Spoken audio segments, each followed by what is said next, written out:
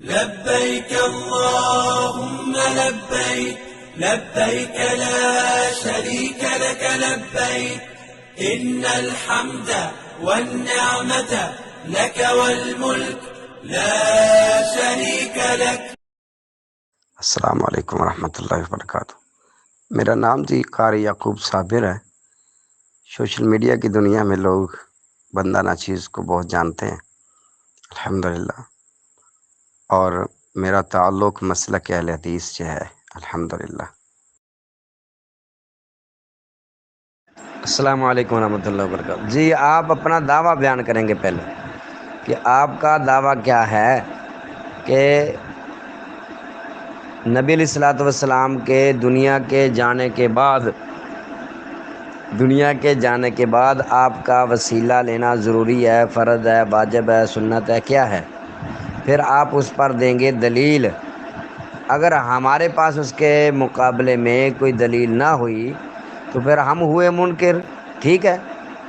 تو اگر آپ اپنے دعویٰ ہی نہ پیش کر سکے اس آڈیو میں جو اب آپ کریں گے، ٹھیک ہے، تو پھر جو ہے نا تمام گروپ والے دیکھ لیں گے آپ کی کیا حالت ہو گئی ہے اور کیا آپ کی بڑکیں تھیں وہ ختم ہو گئی ہیں۔ بس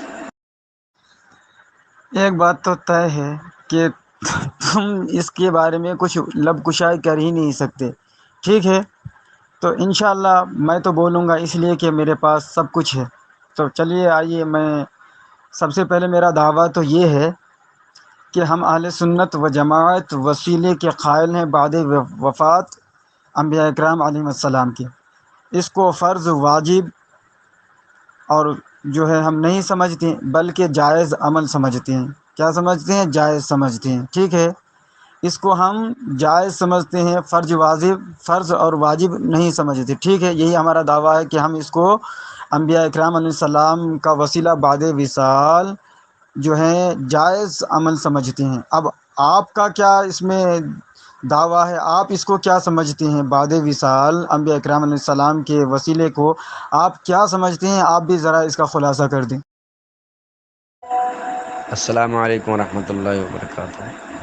ہم کہتے ہیں کہ نبی علیہ الصلوۃ والسلام آپ کے وفات کے بعد آپ کے وسیلے سے آپ کا وسیلہ ڈالنا نہ قرآن سے ثابت ہے نہ حدیث سے صحیحہ سے ثابت ہے، ٹھیک ہے؟ نہ قرآن سے ثابت ہے نہ حدیث صحیحہ سے ثابت ہے۔ لہذا جو پھر بھی اس عبادت میں غیر اللہ کو شریک کرے گا وہ مشرک ٹھہرائے گا۔ دعا مانگنا عبادت ہے، تو یہ اس میں جو غیر اللہ کو شریک کرے گا وہ مشرک ٹھہرائے گا، ٹھیک ہے؟ تو اب آپ ذرا اس پر ذرا دلیل پیش کریں نا، ماشاءاللہ شروع کریں بات، چلیں سب کچھ چھوڑ دیتا ہوں، آپ کی سب باتیں چھوڑتا ہوں۔ اب آپ اس اپنے جو آپ کا موضوع ہے، جو آپ کا دعویٰ ہے، اس پر دلیل پیش کریں، جزاک اللہ۔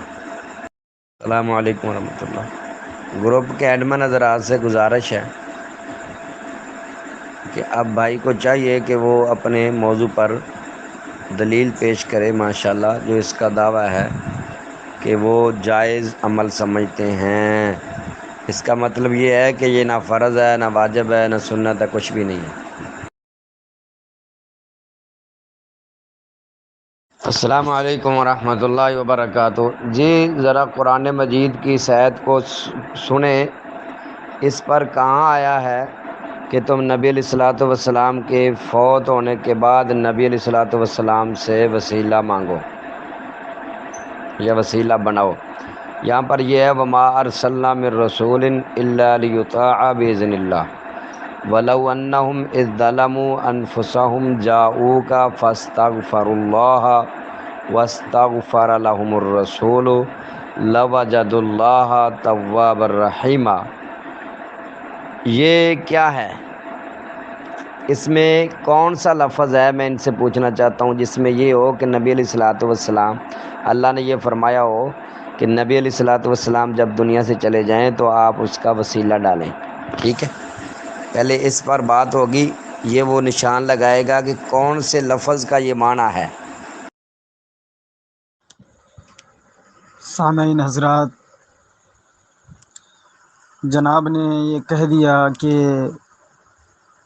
جو بعد وصال انبیاء علیہ السلام کا وسیلہ لے گا تو مشرک ٹھہرے گا، اس لیے کہ یہ حدیث قرآن میں نہیں ہے، ٹھیک ہے۔ اور حضرت نے ایک انوکھی بات کہی کہ دعا میں شریک کرے گا، تو ٹھیک ہے حضرت اگلے ٹرمپ میں یہ بتا دیں کہ یہ جو دعا میں شریک کرنا ہوتا ہے کیسا ہوتا ہے، وہ بتا دیں گے تو زیادہ مہربانی ہوگی، لیکن میں اپنی بات کو شروع کرتا ہوں۔ اعوذ باللہ من الشیطان الرجیم، بسم اللہ الرحمن الرحیم۔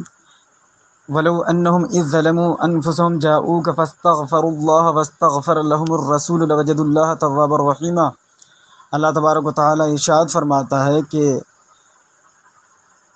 اے لوگوں، جب تم اپنے جانوں پر ظلم کر بیٹھو تو میرے تو اللہ تبارک و تعالیٰ ارشاد فرماتا ہے کہ جب تم اپنے جانوں پر ظلم کر بیٹھو تو میرے محبوب کے بارگاہ میں آؤ اور جو ہے اللہ سے مغفرت طلب کرو، اور یہ رسول تمہارے لیے سفارش کریں گے تو تم اللہ کو بڑا توبہ قبول کرنے والا پاؤ گے۔ یعنی کہ اللہ پاک بالکل واضح فرما رہا ہے کہ تم جب جانوں پر ظلم کر بیٹھو تو میرے محبوب کے بارگاہ میں آؤ، استغفار کرو، اور پھر میرے محبوب تمہارے لیے سفارش کریں گے میری بارگاہ میں، تو پھر تو مجھے بڑا توبہ قبول کرنے والا پائے گا۔ تو اس آیت کی تفسیر میں تفسیر ابن کثیر نے بھی ایک روایت نقل کیا ہے کہ ایک اعرابی میرے آقا صلی اللہ علیہ وسلم کے وصال کے 3 دن بعد تشریف لے آتے ہیں اور قبر انور پہ آ کر کے آقا صلی اللہ علیہ وسلم کے مزار اقدس کے مٹی کو اپنے سر پر ڈالتے ہیں اور عرض کرتے ہیں کہ یا رسول اللہ صلی اللہ علیہ وسلم، ہم نے قرآن مجید میں یہ آیت پڑھی وَلَوْ أَنَّهُمْ إِذْ ظَلَمُوا أَنفُسَهُمْ جَاءُوكَ، تو آقا ہم نے اپنے جانوں پر ظلم کیا ہے۔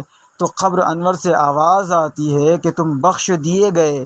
تو معزز سامعین حضرات، اس آیت سے پتہ چلا کہ میرے آقا صلی اللہ علیہ وسلم کے وصال کے بعد بھی ایک تابعی بزرگ آتے ہیں اور میرے آقا صلی اللہ تعالیٰ علیہ وسلم سے یہ عرض کرتے ہیں کہ آقا ہم نے آیت پڑھی ہے اور آپ کے بارگاہ میں اپنے جانوں پر ظلم کر کے آیا ہوں، اور آقا صلی اللہ علیہ وسلم بشارت بھی دے رہے ہیں کہ تمہاری بخشش ہو گئی۔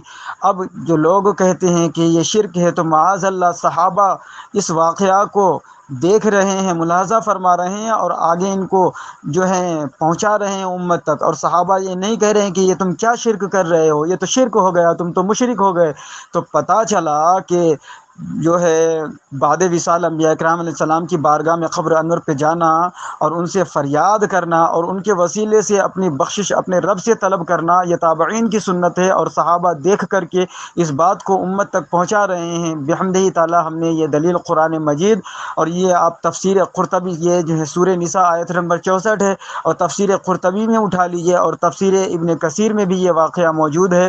تو اس سے پتہ چلتا ہے کہ انبیاء کرام علیہ السلام کے وصال کے بعد بھی ان کا وسیلہ لینا جائز ہے، کسی طرح کی کوئی قباحت نہیں ہے۔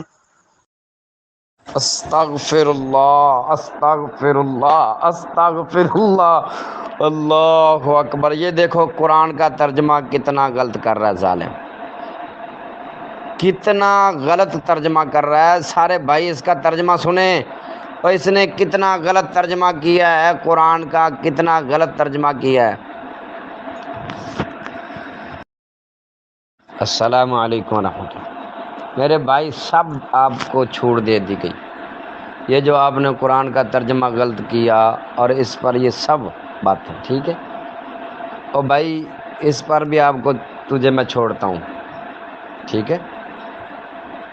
بس آپ یہ ثابت کر دیں یہ جو آپ نے حدیث لگائی ہے، یہ جو روایت آپ نے لگائی ہے، آپ اس کو صحیح سند سے پیش کر دیں، میں آپ کو ابھی اسی وقت وہاں انڈیا سے کسی کو کہتا ہوں، وہ آپ کو 100 روپیہ انعام دے گا۔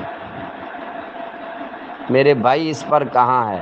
سب سے پہلی بات تو یہ ہوئی کہ اللہ تبارک و تعالی نے قرآن مجید میں یہ بات نہیں فرمائی کہ جب میرا نبی دنیا سے چلا جائے تو تم آپ کے وسیلے سے دعا مانگو۔ 1 2 کہ نبی علیہ الصلوۃ والسلام نے یہ بات نہیں فرمائی کہ جب میں دنیا سے چلا جاؤں تو میرے وسیلے سے تم دعا مانگو۔ 3 کسی صحابی رسول رضی اللہ تعالیٰ عنہ کا اس بات پر اجماع نہیں ہے۔ 4تھی بات امام ابو حنیفہ رحمہ اللہ کے قیاس شرعی نہیں ہے، کچھ بھی نہیں ہے، بالکل جھوٹ اور فراڈ کا یہ پلنڈا بنا کے میرے پاس آ کے اور قرآن کا غلط ترجمہ کر رہا ہے اللہ کا بندہ۔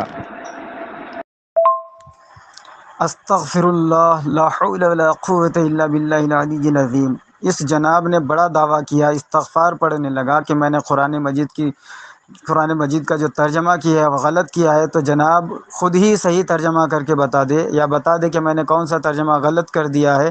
اور اس کے بعد دیکھیے، کیونکہ میں نے قرآن اور تفسیر پیش کیا ہے، اس کے پاس کچھ بھی نہیں ہے، بالکل خالی ایک دم ہے، خالی لوٹا، یہ جائے گا بھاگ کر کے کہاں ہے؟ تو اس لیے اسے بھاگنا ہے، تو چلو بھاگنا ہے تو بھاگ جانا، لیکن میں نے جو ترجمہ غلط کیا ہے وہ بتا دے، ٹھیک ہے؟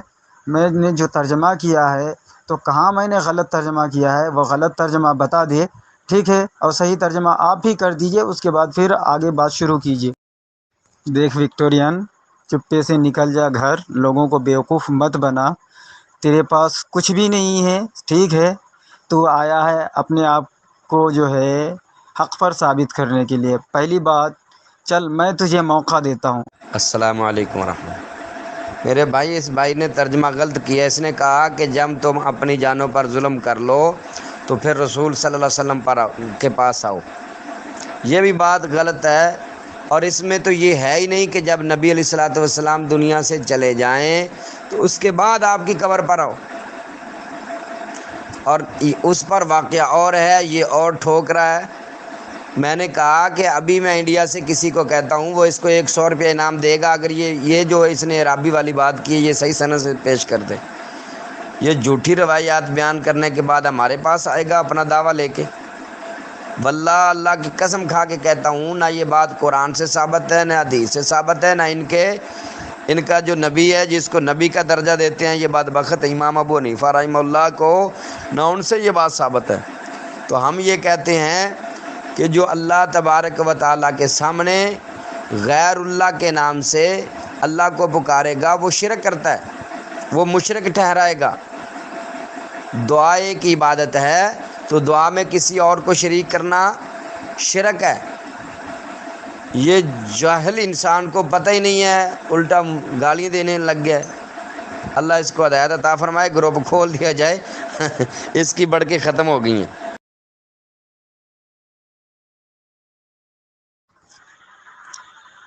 دیکھو، بھاگنے کی تم چکر میں مت رہو، ٹھیک ہے؟ ویسے بھی تو بھگوڑے تو ہو ہی ہو۔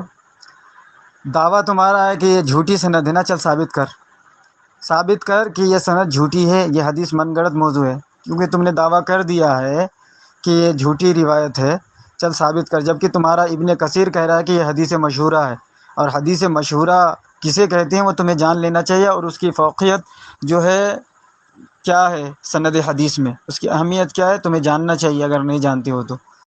السلام علیکم ورحمۃ اللہ۔ تمام بھائی اس کی یہ آڈیو سنیں، اور صرف اور کچھ نہ کہیں، صرف مسکرا دیں، اس کے لیے یہی بڑا ہوگا بس۔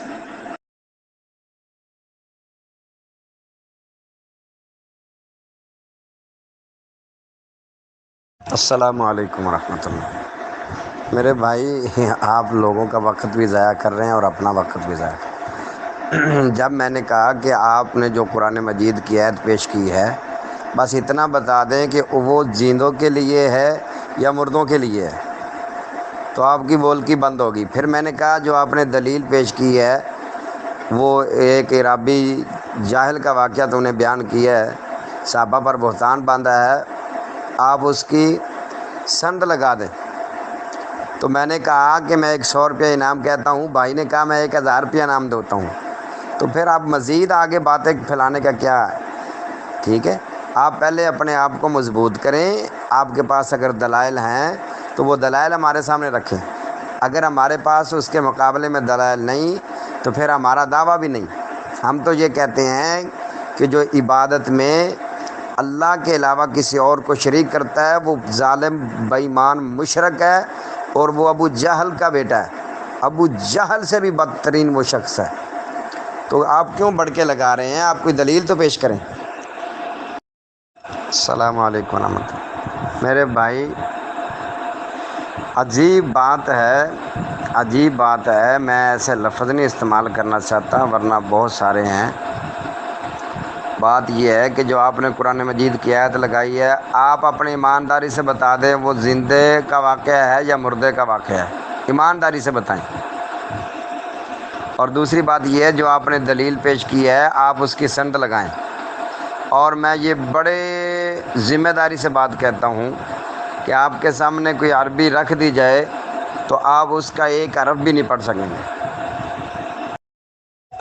میرے بھائی تم کو میری بات کا بھی جواب دو گے یا بس اپنی پہ ماری لگائی رکھو گے؟ بات یہ ہے جو میں نے بات کی ہے کہ جو تو نے قرآن کی آیت پیش کی ہے کہ نبیوں کی موت کے بعد تم اس کا وسیلہ ڈالو، او بھائی وہ زندوں کے لیے ہے یا مردوں کے لیے ہے؟